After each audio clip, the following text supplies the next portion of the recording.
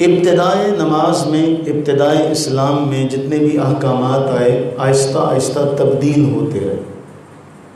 ہم سارے جانتے ہیں پہلے حکم کچھ اور تھا، پھر حکم کچھ اور ہوا.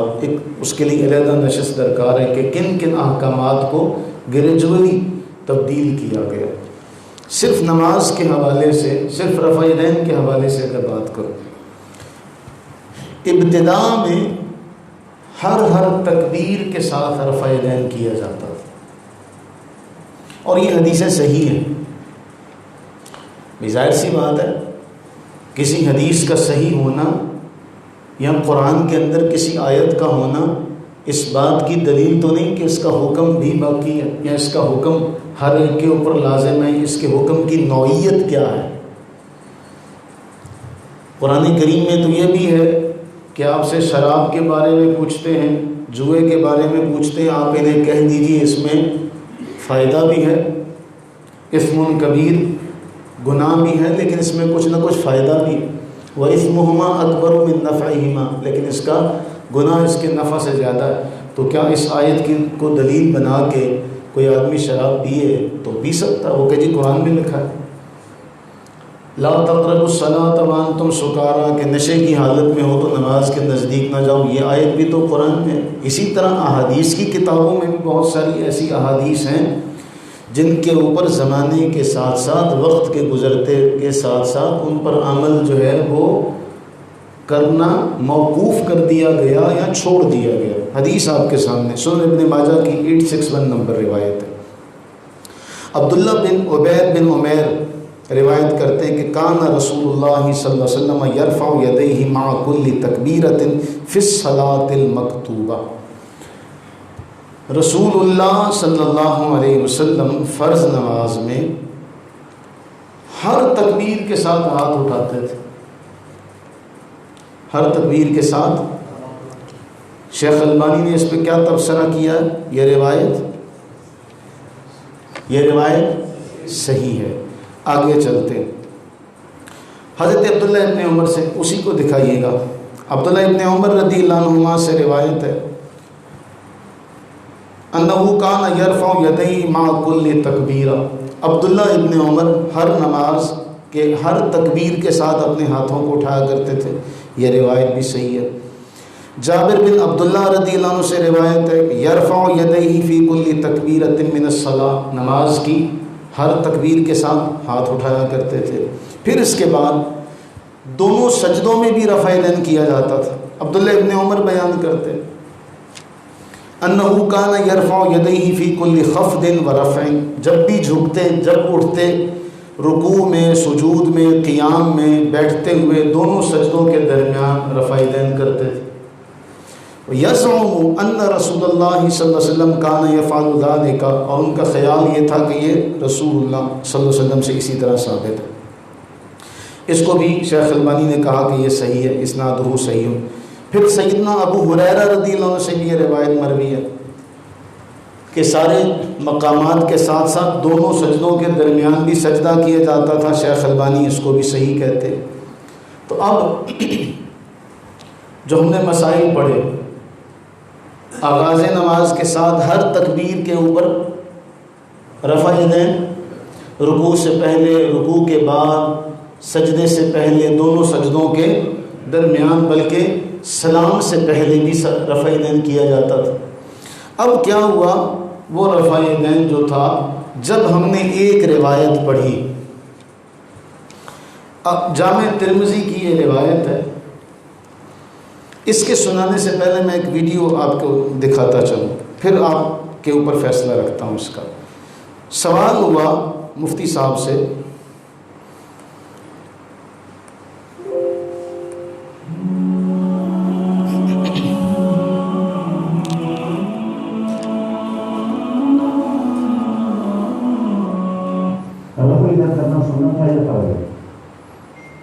یہ تو مجھے نہیں پتا سننا چاہیے فرض ہے. سوال کیا ہوا؟ رفع یدین کرنا فرض ہے یا سنت ہے؟ مفتی صاحب کیا جواب دے رہے ہیں؟ کرنا سننا چاہیے فرض ہے. نہیں، یہ تو مجھے نہیں پتا سننا چاہیے فرض ہے.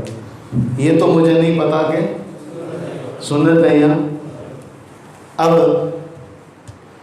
سنت ہے یا فرض ہے یہی نہیں پتہ، اس کے چھوڑنے سے سجدہ سہو لازم ہوگا، اس کے نہ کرنے سے نماز میں فساد آئے گا، اس کے نہ کرنے سے نماز پوری ہوگی یا نہیں ہوگی، اس کے بارے میں کہتے ہیں مجھے علم نہیں ہے یہ سنت ہے یا فرض ہے، یہ علم نہیں ہے کہ یہ سنت ہے یا فرض ہے۔ اب ایک اور ویڈیو دیکھیے گا، اب اس میں یہ دلیل کیا دیتے ہیں موصوف۔ روایتوں کے مقابلے میں ایک روایت دنیا میں حدیث کے ذخیرے کے اندر موجود نہیں ہے میرے بھائیوں، کیوں نہیں؟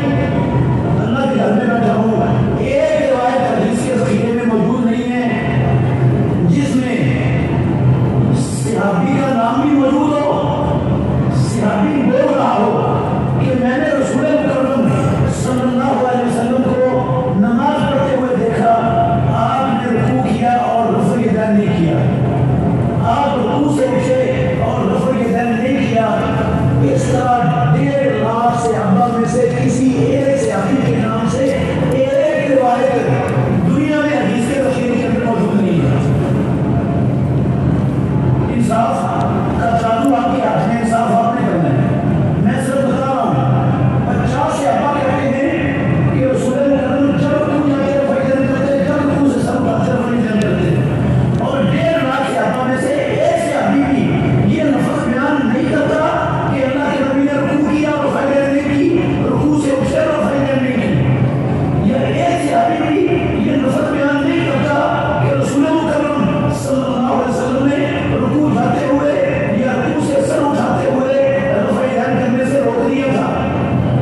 نہ یہ لفظ ہے، نہ یہ لفظ ہے کسی صحابی کے جو اللہ کا بندہ، جو عالم دنیا کا، مجھے 1.5 لاکھ صحابہ میں سے ایک صحابی کا نام لے کر حدیث کے ذخیرے میں صرف ایک روایت لا دے، ایک روایت جس میں صحابی یہ لفظ بولتا ہو کہ میں نے رسول مکرم کو نماز پڑھتے دیکھا، آپ نے رکوع کیا رفع یدین نہیں کی، رکوع سے اٹھے رفع یدین نہیں کی، یا یہ لفظ ہو کہ رکوع جاتے ہیں اٹھتے وقت آپ نے رفع یدین سے روک دیا۔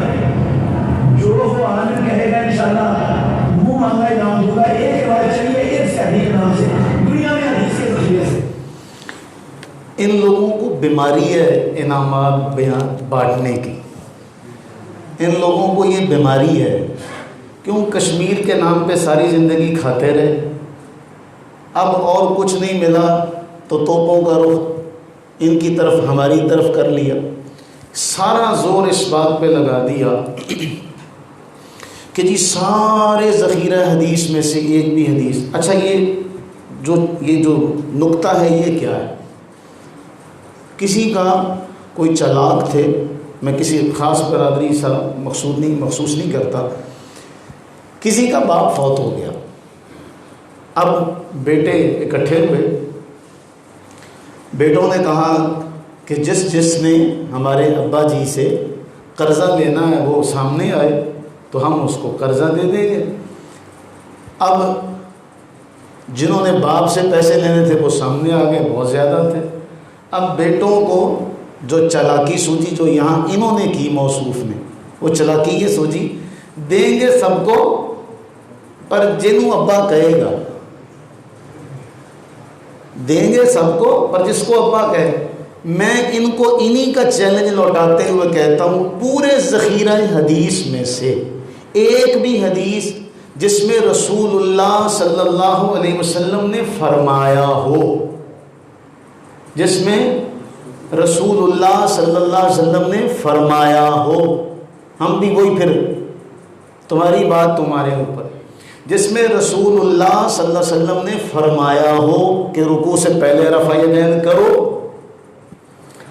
جس میں رسول اللہ صلی اللہ علیہ وسلم نے فرمایا ہو رکوع کے بعد رفع یدین کرو، جس میں رسول اللہ صلی اللہ علیہ وسلم نے فرمایا ہو تیسری رکعت کے شروع میں رفع یدین کرو۔ آپ کوئی رسول اللہ صلی اللہ علیہ وسلم سے قولی حدیث حکماً پورے ذخیرہ حدیث میں سے آپ ثابت کریں، جو آپ نے چیلنج کیا وہ میں قبول کرتا ہوں۔ اصل معاملہ کیا ہے اصل معاملہ ہے لوگوں کو الجھانے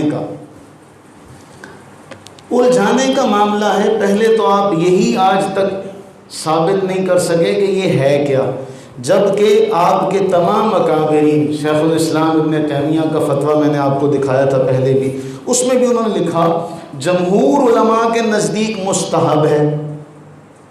امام اعظم ابو حنیفہ نے کہا یہ مستحب نہیں ہے، سیدھی سی بات.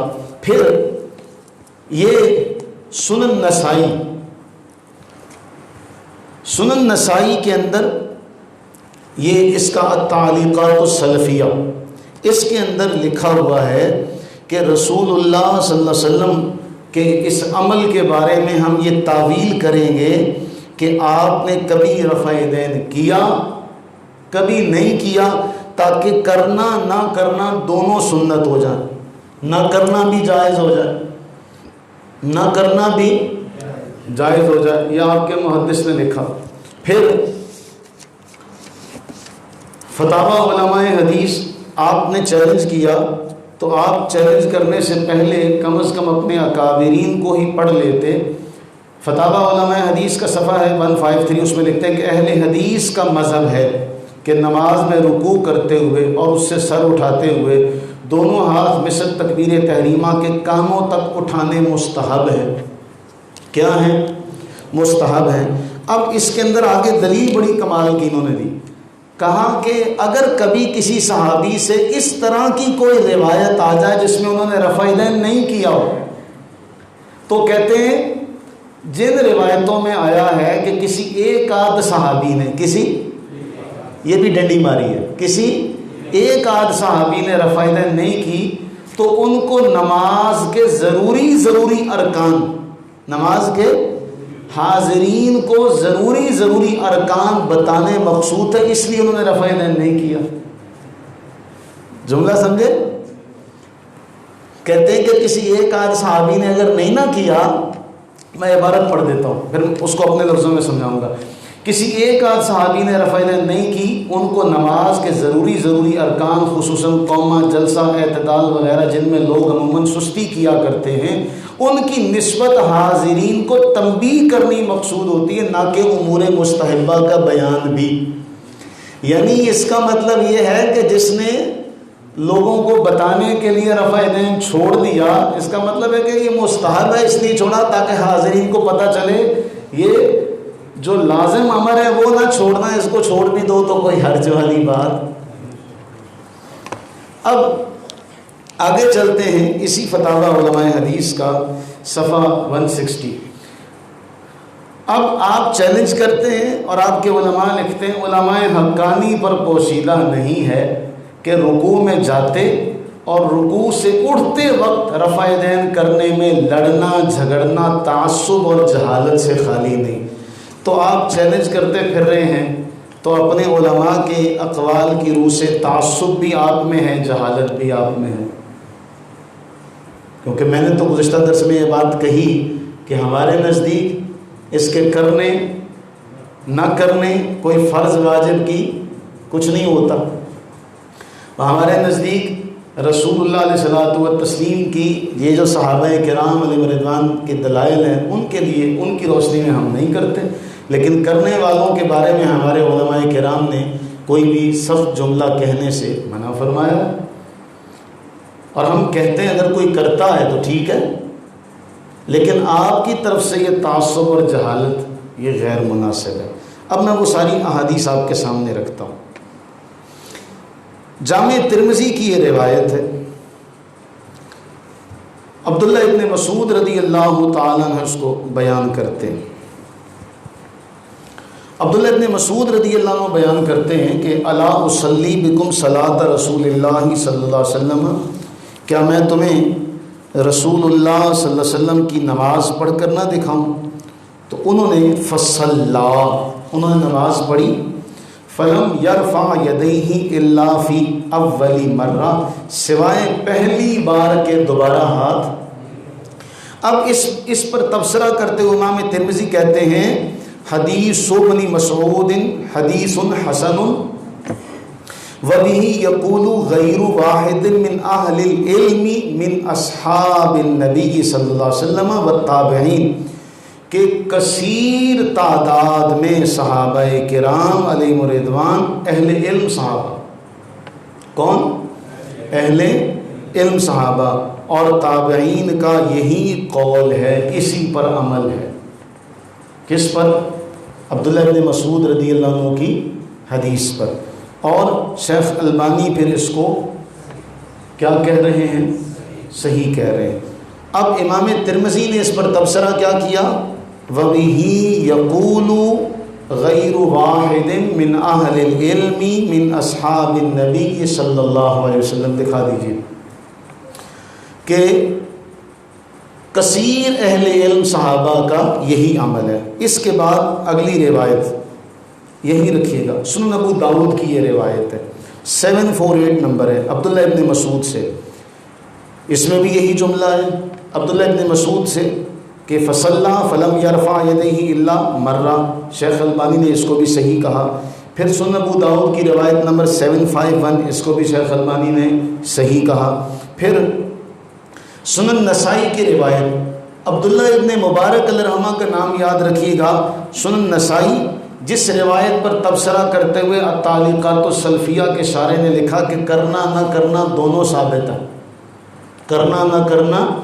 عبداللہ ابن مبارک کہتے ہیں کہ عبداللہ ابن مسعود کہنے لگے الا اخبرکم بصلاۃ رسول اللہ صلی اللہ علیہ وسلم قام فرفع یدیہ اول مرۃ ثم لم یعد۔ اب اس کا معنی کیا ہے؟ ہمارے نزدیک سوائے پہلی بار کے رفع یدین باقی جگہوں پر نہیں کیا جائے گا۔ آپ کے نزدیک دونوں سجدوں کے درمیان رفع یدین نہیں کیا جائے گا، سلام سے پہلے رفع یدین نہیں کیا جائے گا۔ ہمارے نزدیک صرف پہلی بار لازم ہے، باقی جگہوں پر۔ اب ہم نے کب کہا کہ رفع یدین کرنا جائز نہیں ہے؟ جائز ہے پہلی بار، جائز ہے پہلی بار۔ آگے چلتے ہیں۔ اچھا، امام مالک، امام دار الہجرہ، جن کی تاریخ وفات ہے 179 ہجری، 179 ہجری، امام مالک رحمہ اللہ کیا لکھتے ہیں؟ امام مالک فرماتے ہیں المدونۃ الکبریٰ، امام مالک فرماتے ہیں لا اعرف رفع الیدین فی شیء من تکبیر الصلاۃ، میں جانتا ہی نہیں ہوں سوائے پہلی بار کے نماز میں رفع یدین کو۔ کون؟ امام مالک، متوفی 179 ہجری، کہتے ہیں میں جانتا ہی نہیں ہوں۔ اور پھر ابن قاسم کہتے ہیں کان رفع الیدین عند مالک ضعیفا الا فی تکبیرۃ الاحرام، سوائے تکبیر تحریمہ کے باقی جگہوں پر امام مالک رحمہ اللہ کے نزدیک رفع یدین کیا تھا؟ ضعیف تھا، یعنی پہلے کیا جاتا تھا، بعد میں نہیں کیا جاتا رہا۔ اور المدونہ کا صفحہ 166، اس میں وکیع کیا کہتے ہیں؟ حضرت سیدنا علی المرتضیٰ رضی اللہ تعالی عنہ سے کہتے ہیں ان علی کان یرفع یدیہ اذا افتتح الصلاۃ ثم لا یعود، حضرت علی المرتضیٰ رضی اللہ تعالیٰ عنہ سوائے پہلی بار کے دوبارہ ہاتھ نہیں اٹھاتے تھے۔ اور عبداللہ ابن مسعود رضی اللہ تعالیٰ، اچھا پھر ایک اور بات وہ کہتے ہیں میں آپ کے ساتھ جنگ صفین میں بھی شریک ہوا ہوں، وکان اصحاب ابن مسعود، اصحاب ابن مسعود سوائے پہلی بار کے دوبارہ ہاتھ نہیں اٹھاتے تھے۔ پورا کا پورا کوفہ، ہم نے پچھلے درس میں پڑھا تھا 1500 کے قریب وہاں پر صحابہ کرام علیہم رضوان تھے۔ اب عبداللہ ابن مسعود رضی اللہ عنہ اور حضرت علی رضی اللہ تعالیٰ عنہ کے ساتھی سوائے پہلی بار کے دوبارہ رفع یدین نہیں کرتے تھے، یہ لکھا امام مالک رحمہ اللہ۔ امام بخاری اور امام مسلم کے استاذ امام ابو بکر ابن ابی شیبہ، متوفی 235 ہجری، ان کی کتاب ہے مصنف ابن ابی شیبہ، اس میں آ جاتے ہیں۔ اس میں بھی وہ یہی روایت نقل کرتے ہیں کان اصحاب عبداللہ و اصحاب علی لا یرفعون ایدیہم الا فی افتتاح الصلاۃ، کہ اصحاب علی اور اصحاب عبداللہ رضی اللہ تعالی عنہم یہ سوائے پہلی بار کے دوبارہ اپنے ہاتھ نہیں اٹھاتے تھے۔ امام محمد متوفی 189، انہوں نے بھی اسی بات کو لکھا کہ حضرت مولا علی المرتضیٰ رضی اللہ تعالیٰ عنہ سوائے پہلی بار کے دوبارہ اپنی نماز میں ہاتھ نہیں اٹھاتے تھے۔ پھر حضرت عبداللہ ابن عمر رضی اللہ عنہما کا امام طحاوی متوفی 321 ہجری شرح معانی الاثار میں لکھتے ہیں، حضرت مجاہد جو عبداللہ ابن عمر کے شاگرد ہیں وہ کہتے ہیں صلیت خلف ابن عمر رضی اللہ عنہما فلم یکن یرفع یدیہ الا فی تکبیرۃ الاولی من الصلاۃ، کہ میں نے عبداللہ ابن عمر رضی اللہ عنہما کے پیچھے نماز پڑھی سوائے پہلی بار کہ انہوں نے دوبارہ اپنے ہاتھوں کو نہیں اٹھایا۔ اب ایک طرف عبداللہ ابن عمر کی رفع یدین کرنے کی روایت ہے، دوسری طرف حضرت مجاہد کہتے ہیں میں نے آپ کے پیچھے نماز پڑھی سوائے پہلی بار کہ آپ نے ہاتھ نہیں اٹھائے۔ اس سے یہ معلوم ہوا کہ یہ عمل ان کے نزدیک پہلے تھا، بعد میں پھر چھوڑ دیا گیا۔ اب امام طحاوی کی دوسری روایت، امام طحاوی فرماتے ہیں اسود رضی اللہ عنہ سے، حضرت اسود رحمہ اللہ بیان کرتے رأیت عمر بن الخطاب، کہ میں نے عمر بن خطاب رضی اللہ عنہ کو دیکھا۔ پہلے ہم نے روایت پڑھی عبداللہ ابن عمر کی، عمر بن خطاب کی، یرفع یدیہ فی اول تکبیرہ ثم لا یعود، اور حضرت اسود رحمہ اللہ کہتے ہیں میں نے ابراہیم نخعی اور امام شعبی کو بھی دیکھا کہ وہ بھی اسی طرح ہی کرتے تھے، پہلی بار کے سوا دوبارہ ہاتھ نہیں اٹھاتے تھے۔ اب یہ ابراہیم نخعی اور امام شعبی کون ہیں، یہ آگے چلتے ہیں۔ اب امام ابن ابی شیبہ ایک اور قول ذکر کرتے ہیں، حدثنا ابن مبارک عن اشعث عن شعبی، کہتے ہیں انہو کان یرفع یدیہ فی اول التکبیر ثم لا یرفعہما، کہ امام شعبی کون، امام، اب تابعین کا حوالہ دے رہا ہوں، امام شعبی کہتے ہیں سوائے پہلی بار کے اپنے ہاتھوں کو نہیں اٹھاتے تھے۔ دوسرا کہتے ہیں حضرت ابراہیم، اچھا ابو بکر بن عیاش حضرت حسین سے، وہ مغیرہ سے، وہ ابراہیم نخعی سے، وہ کہتے ہیں لا ترفع یدیک فی شیء من الصلاۃ الا فی الافتتاحۃ الاولی۔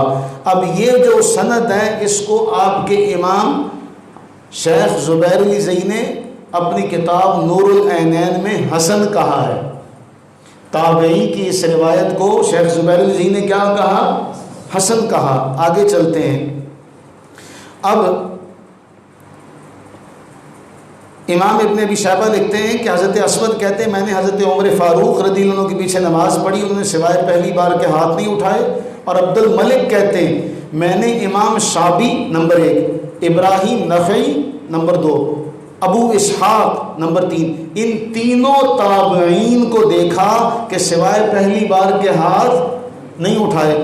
ان تینوں آثار کے بارے میں بھی شیخ زبیر علی زئی نے کہا کہ بلحاظ سند یہ صحیح ہیں، آپ کے گھر سے گواہی آ رہی ہے کہ یہ اچھا امام شعبی کون ہے؟ امام شعبی ان کی ولادت ہوئی عمر فاروق رضی اللہ عنہ کے دور میں 21 ہجری میں کوفہ میں، اور 500 صحابہ سے ملاقات ہے امام شعبی کی۔ کتنے؟ 500 صحابہ، اور امام شعبی سوائے پہلی بار کے رفع یدین نہیں کرتے تھے۔ اب جو امام ابو اسحاق ہے وہ بھی اپنے دور کے تابعی گزرے۔ ابو بکر بن عیاش، امام طحاوی فرماتے ہیں ابو بکر بن عیاش متوفی 193 ہجری، وہ کہتے ہیں ما رأیت فقیہا قط یفعلہ یرفع یدیہ فی غیر التکبیرۃ الاولی۔ ابو بکر بن عیاش، یہ ابو بکر بن عیاش کون ہے؟ امام بخاری کے، امام مسلم کے اور سنن اربع کے راوی ہیں، یعنی ان سے امام بخاری بھی روایت لیتے ہیں، ان سے امام مسلم بھی روایت لیتے ہیں، ان سے سنن اربع والے بھی روایت لیتے ہیں۔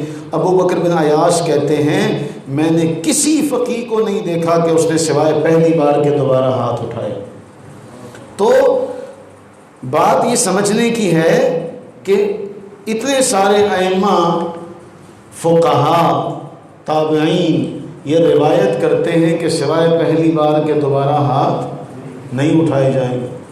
اب اگر ان کے اوپر آپ بحث کریں کہ جی ان کی سندیں، اس پہ بھی لوگوں کو چکما دیتے ہیں کہ جی سفیان ثوری جو ہیں، اسی ویڈیو میں کہا سفیان ثوری مدلس ہیں، کیا جمہور نے ان کو مدلس کہا؟ یہ وہ باتیں جو عام عوام الناس کے سر کے اوپر سے گزر جاتی ہیں، ان کو کہتے ہیں فلاں بھی ضعیف ہے، فلاں بھی ضعیف ہے، فلاں بھی ضعیف ہے۔ اس لیے خدا را ان چیزوں کو سمجھیے، یہ معاملات جو ہیں یہ درست نہیں ہیں، یہ تعصب اور جہالت پر مبنی ہیں کہ آپ لوگوں کو جو آپ کے پاس آ رہے ہیں آپ ان کو اس طرح کے چیلنج دے کر کہیں کہ جی جاؤ لے کے آؤ اس طرح کا کوئی معاملہ، بجائے اس کے کہ وہ لوگ جو کبھی مسجد میں نہیں آئے ان کو مسجد میں لایا جائے، جو مسجد میں آ رہے ہیں ان کو بھڑکا کر ان کو گمراہ کرنے کی کوشش کی جا رہی ہے کہ تم بھی اسی طریقے سے نماز پڑھو جس طریقے سے ہم پڑھتے ہیں، ہمارے علاوہ کسی کا طریقہ صحیح نہیں، ہمارے علاوہ کسی کا طریقہ صحیح نہیں۔ تو یہ جو ہم لوگ جو صدیوں سے چلے آ رہے ہیں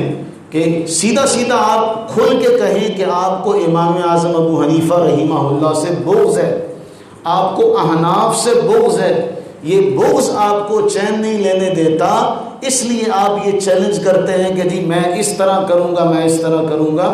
تو ہمیں ان چیلنجوں سے محفوظ رکھیے، یہ جو علم ہے آپ چیلنج والا اس کو اپنے پاس رکھیے، اس سے سوائے تکبر کے اور کچھ نہیں پیدا ہوتا۔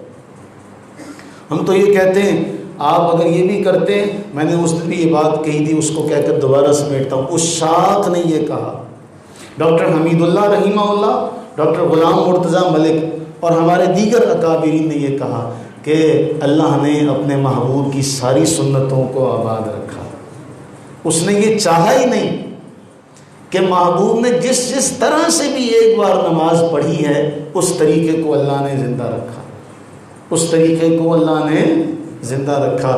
ہم تعصب سے کام نہیں لیتے، ہم یہ کہتے ہیں کہ ٹھیک ہے آپ نے کیا فبیہا، اللہ سے یہ دعا کریں کہ باری تعالی ہمیں تعصب سے محفوظ فرمائے۔ حوالے تو اور بھی بہت سے کہ آپ کے ائمہ خود لکھتے ہیں، لیکن اللہ تعالیٰ سے یہ دعا کی جائے کہ اللہ تعالیٰ امت کو ایسے فتنوں سے محفوظ فرمائے۔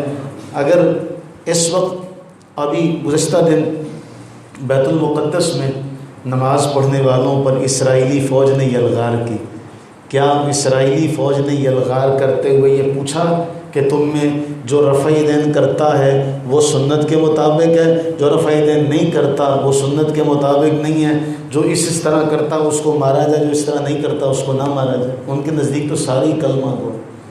تو ہمیں ضرورت ہے، آج یہود و نصارہ ایک ہو چکے ہیں، لیکن ہمارے جو ممبر و محراب کے وارث ہیں وہ لوگوں کو چیلنج کے راستے پر لگا رہی ہے۔ یہ پرانی ویڈیو نہیں ہے، اسی رمضان میں، یہ اسی گزشتہ ہفتے کی ویڈیو ہے